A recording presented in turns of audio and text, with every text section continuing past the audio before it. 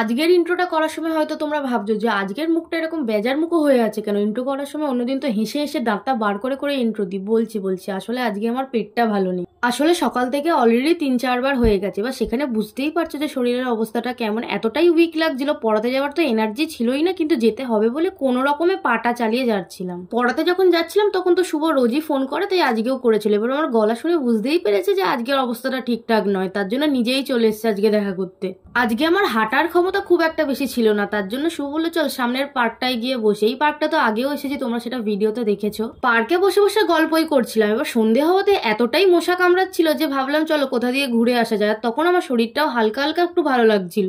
প্রতিদিনই তো শুভদের বাড়িতে যাই, আর না হলে অ্যাগ্রোপলিসের ওই সাইডে গিয়ে আড্ডা মেরে বাড়ি চলে আসি। তাই আজকে ভাবলাম গড়িয়াহাটের ওই সাইডে একটু যাওয়া যাক, কারণ অনেকদিনই ওই সাইডে যাওয়া হয় না। নর্মালি আমরা ঘোরাঘুরি করার জন্যই গেছিলাম, আর কিছু কেনার জন্য যাইনি। নর্মাল কালেকশন কেমন কি আছে এটা দেখার জন্য গেছিলাম। আর আজকেই যত রকমের ভালো কালেকশন ছিল সব আজকেই দেখতে পেয়ে গেছি। তারপর আইসক্রিম আর চকলেট মিল্কশেক খেয়ে বাড়ি চলে এলাম। শুভ বাড়ি চলে গেল, টাটা।